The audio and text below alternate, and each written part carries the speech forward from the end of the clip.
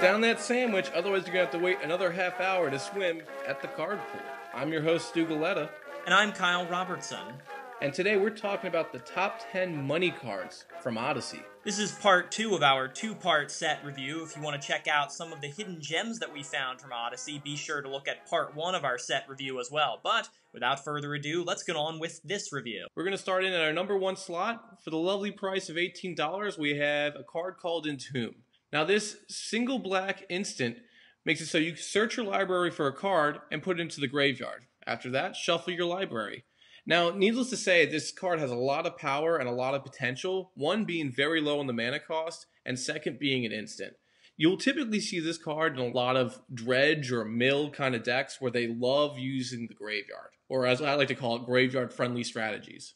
The reason this card is at the price slot that it is because this is very heavily used in Legacy Reanimator type decks. Pay 1 mana, throw something ridiculous like an Emrakul into the graveyard, reanimate it for, maybe another 1 or 2 mana. Entomb is the card that makes it all work. As you were saying, Stu, for a single black mana at instant speed, putting not just a creature, but any card you might want from your deck into your graveyard, you really can't beat this in terms of value, and especially these days in Magic, where playing with the graveyard is basically like playing with another hand. It's really not that much of a disadvantage to throw something in there. This is just, has been and continues to be an excellent card. So I guess moving on now, we're going to go to number 2. Coming in at the price of $11 is the land called Deserted Temple.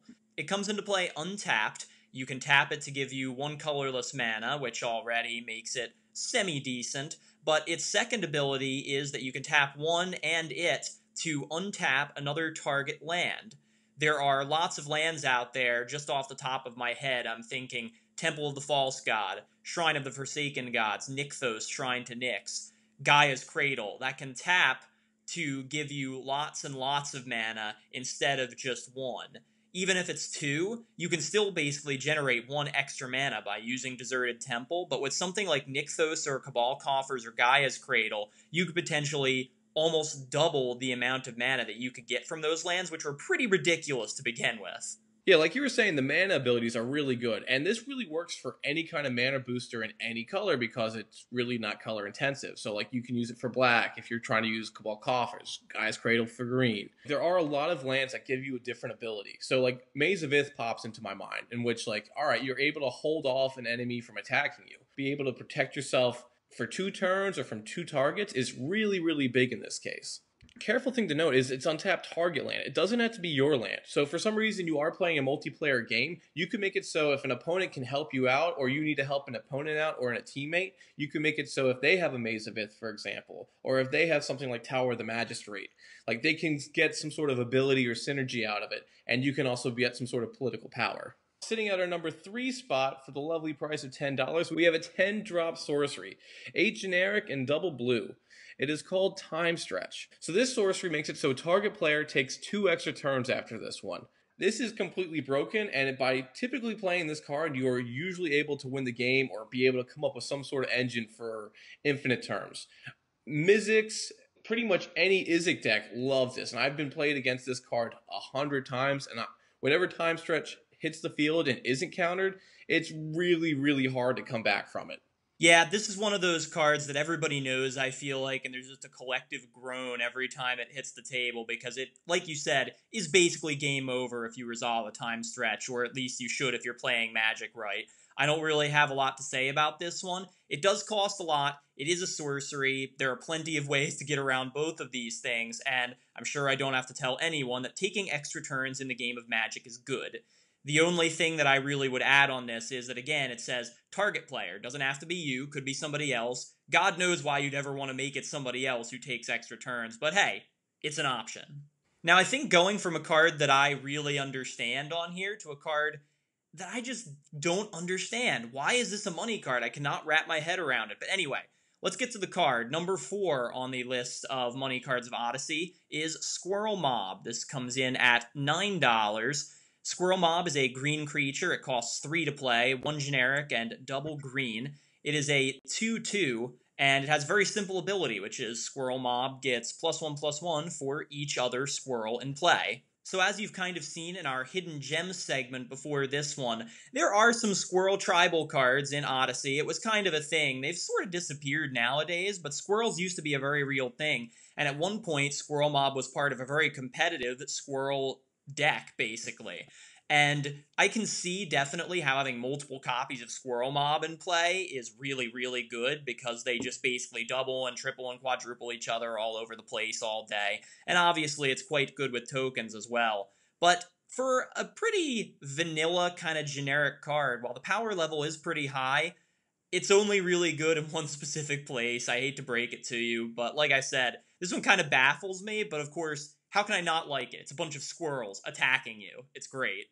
Yeah, I agree with you. This one really made me scratch my head when I saw it. The only real reason I can think it warrants this price tag is it just hasn't really been reprinted. Like Odyssey's, I would say, a decently old set. So to get a box of this to get this card, I mean, it's not very high priority on people's lists, but I mean, if it became reprinted, I could see the price tag going down. Well, I'm just going to cross my fingers and keep hoping for more Squirrel Tribal to come up again and be relevant at some point in the future. Who knows? Maybe this will get even higher price. But what's next? I see we have another land here. Yep, so sliding in at our number 5 spot, we have for $8 a land called Petrified Field. Now this land comes into play untapped and can tap for 1 generic mana, which I would say passes the basic land test.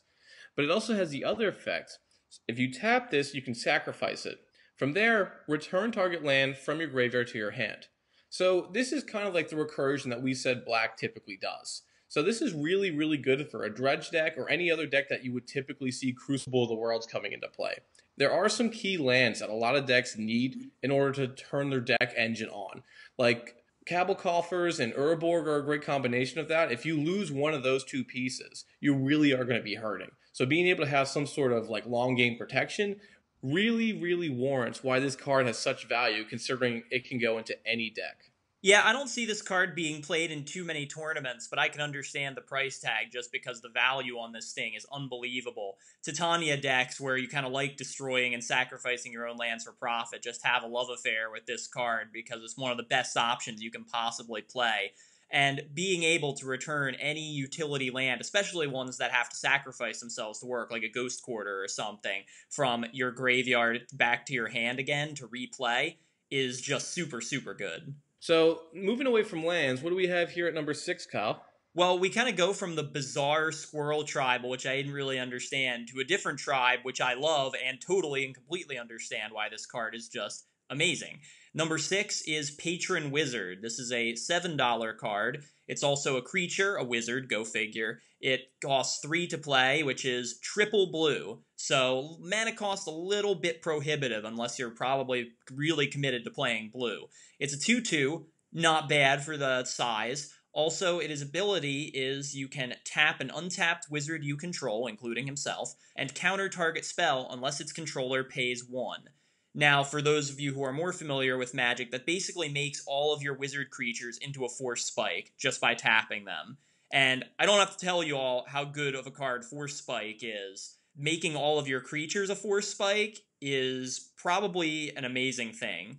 Patron Wizard can also tap himself, obviously, so he's a straight-up counter spell right there. And notice, the countering is not it's not very restrictive. It's a counter target spell. It's not only instants and sorceries. It's not just creatures. Counter anything unless its controller pays 1. These kind of cards are a little easier to play around in formats like Commander, where people play with more mana, and it may get kind of outclassed over the course of the game. But hey, early game, you throw this thing down, and people are going to have a really tough time getting around you if you're playing with mostly wizards. I mean, this card pretty much reads to me as a tax card. Like, all right, I have to pay an additional one. Like, Grand Arbiter Augustine is like another card that pops into my head where it's like everything just costs an additional one.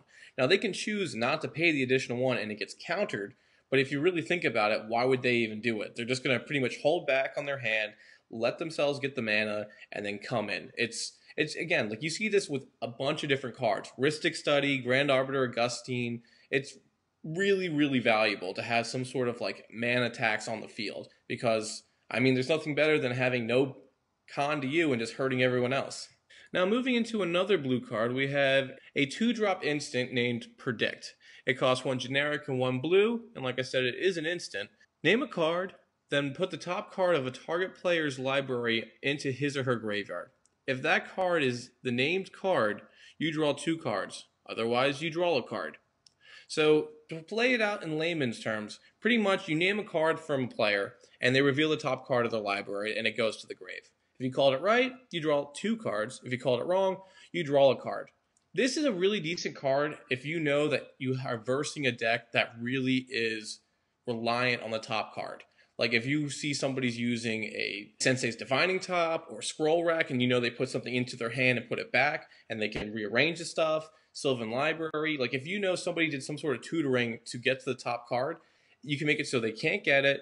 This card replaces itself, so even if you call it wrong, you're still getting a fresh card back into your hand, and if you double down the right way, I mean, you net 1 extra card out of it. So for the low mana cost, it really can be good. And part of the reason why this card, which is just an uncommon and doesn't really seem that impressive on the face of it, commands such a price tag as this, is because it's a key ingredient in some Legacy Storm decks, where all you want to do is play low-cost cantrips. This pretty much fits the bill in that respect. You can even draw 2 cards instead of just 1 to replace itself, and you can take useless cards from the top of your deck that you've been scrying and know that are coming up, and you can just put them into the graveyard. Get rid of that Past in Flames, no biggie, that's how you win the game. So, like I said, this is a key ingredient in a very solid deck, and that's the reason why it's on our list of money cards. Now next I see another card that's a little difficult to wrap your head around at first. That is a Wall of Text. You want to tell us about it, Stu? Well, actually, I'd rather you tell us about it, Kyle, because it is another 2-drop cantrip. Alright, well, let's take a look at it here. It is called Tainted Pact. Comes in at $6. It is a black instant that costs 2 to play, 1 and black. You remove the top card of your deck from the game. You can put that card into your hand unless it has the same name as another card removed in this way. Then you repeat this process until you either put a card into your hand or you remove 2 cards with the same name, whichever comes first. This card can obviously be used to dig through your deck to find whatever card you need. That's kind of the point of it, although it does notably exile the cards that you decide not to pick up, so it's not like they're going to the grave. You can't get these cards back very easily. So it is kind of punishing you for that kind of digging power, but the end result is basically you can find almost any card you want in your deck, assuming you build your deck correctly. Especially in a commander format, singleton 100 cards, you basically play this and decide, ooh, what card do I want right now? And just pray that it's not all the way on the bottom of that deck. This is kind of a similar thing to Ad Nauseam, except you don't have to pay life, which I suppose could be useful in some ways, but there are reasons people play Ad Nauseam and not this card. But overall, very interesting kind of card. These kinds of cards come with a lot of risk, but they could very well be worth the payoff. Well, the only real minus I can see with this card, and even in Commander, lands have the same name. So if you hit 2 basics, this card is going to end right there. So you may not have multiple copies of like the same creature or instant or sorcery, but like the lands are still going to be a factor. So if you look at it, like the first card you reveal is a land, well, how likely do you really want to keep going if it is like the second card is going to be a land? You're probably going to want to stop at some point, figure out what your losses are, and be like, all right, this is the best thing I can get. It's not like a traditional tutor or like Limdu's Vault, where like you can constantly keep searching through the deck.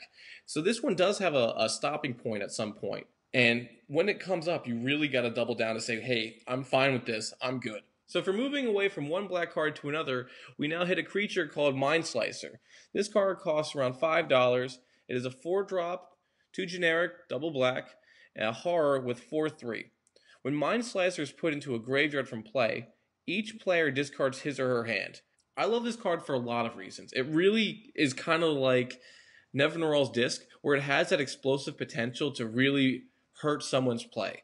Like, you don't know when this is going to go to the grave, but when you do, you want to make sure, like, all right, I'm prepared. I either have nothing in my hand or the stuff that I have in my hand is just garbage. So there are some deck strategies that really love having their hand in the graveyard or not having a hand at all. So having this kind of guy is great for those strategies. Yeah, I don't really have too much to add on this card, other than if you've played enough Magic, you realize that one of the things that can make you the least popular person at the table is making other people discard cards, even worse so, their entire hand. Now, Mind Slicer just indiscriminately makes everybody discard their hand, so like you said, it pays to be prepared with this thing, and it pays to put it in a deck where that downside is minimized to the greatest extent possible. But again, a simple dies trigger, you can just sacrifice this thing at any point and have it work. You can really make this card work for you, and that's part of what makes it so powerful. Also, you don't draw any cards from it. So, like most wheel effects make it so you discard your cards and then you draw that many cards. This just flat out ends all hands. So, blue players hate this. Green players who kind of struggle drawing cards are already going to hate this. Red really doesn't draw cards. They're hating this. White has some, but they really hate putting things in the graveyard. They don't really have the kind of synergies there that black does. So, what this really says is, hey, let me hurt everyone and not myself. And now finally going to the last card here, we have another land, and this is actually just one of a 5-card cycle, but we'll talk a little bit about it. It's called Cloud Expanse, and it comes in at $3. Now, it is a land that basically for 1 generic and tapping itself, you add 2 mana to your mana pool. In this case, it's a white and blue land, so you add 1 white and 1 blue. Basically, the end result of this is you are tapping 2 lands to produce 2 mana, so it really does pass the generic basic land vanilla test if you think about it. And also, it is a dual land, produces both colors, comes into play untapped, check, check, check the boxes there. The only downside of this whole cycle of lands, and there are 5 of them and they're all ally colored, most of which were reprinted in recent Commander products, which is why their price tag is slightly lower than they originally were. I would argue the filter land cycle from Shadowmoor and Eventide, Graven Cairns, etc. kind of did this whole thing a little bit better because at least they could tap for mana on their own. These cannot, so if you just throw a bunch of these things out, they're going to be no use to you because they don't actually produce any mana. However, in a 2-color deck, a 3-color deck, you want to throw a couple of these in, they could really help fix your mana, so I'm super okay with these lands. Is not going to do much in the early game. It's a better late game card. It's almost kind of like one of the mana rocks where it's like you put 1 mana in, like the signets, and then you're able to filter the kind of mana that you want out of it. Yeah, it's exactly like a signet, and that's kind of why these cards are good, obviously. Signets are good, but this card, like I said, I think there are some newer lands that kind of do the job better than these do. But overall, like I was saying, if you are limited to probably 2 colors, maybe a 3-color deck, these lands are a pretty solid choice for your mana base. So from the cards that you've seen and the cards that you've gone through to get your list, where would you say this set ranks for you from bronze, silver, gold to platinum? Honestly, with this set, I think I'm going to have to take the step of going with platinum because for the first couple sets that we've talked about here, my top 10 list was relatively cut and dry. I went a little bit over 10 and had to narrow it down a tiny bit, but like I said, pretty easy to pick out my top 10 favorite cards. This set, I ended up with a list like 30 cards long that I wanted to talk about, and obviously we don't have the kind of time for that, and I managed to just pare it down to this 10. But there is so much value in Odyssey. It is ridiculous. Not all of it can stack up to the quality of cards that there are today, but there's so many fun little budget options like Diligent Farmhand, so many bizarre kind of options like Price of Glory and Obstinate Familiar, so many just overall good cards that you don't really hear about that much, like Karmic Justice, for example. I think that there is just something in this set for everyone, and I think it's going to hold its value for a really, really long time. I totally agree with you. I give it the platinum star. Like, we see mechanics that work with the grave, the hand, and not every set does that. And, I mean, if you're going towards late game, there is value in the grave. There is value from losing stuff in the grave to benefit the hand, or stuff that manages the field. So these kind of mechanics are stuff that you want to have as a player because it gives you more versatility. I had a huge list to cut through, and I had to be like, all right, which one of these am I going to be really upset about not talking? And I mean, there's still a couple I'd love to do honorable mentions about. So that's our pool time today. If the water felt just right, be sure to check out our previous video in which we discussed the top 10 hidden gems that we found in this set. Also, did you agree with our rating or did you not? Let us know either way, either in the comments down below, or you can always hit us up on Twitter at MTGTheCardPool, or just email us at mtgtheCardPool@gmail.com. I'm Kyle Robertson. And I'm Stu Galetta. We'll see you next time at The Card Pool.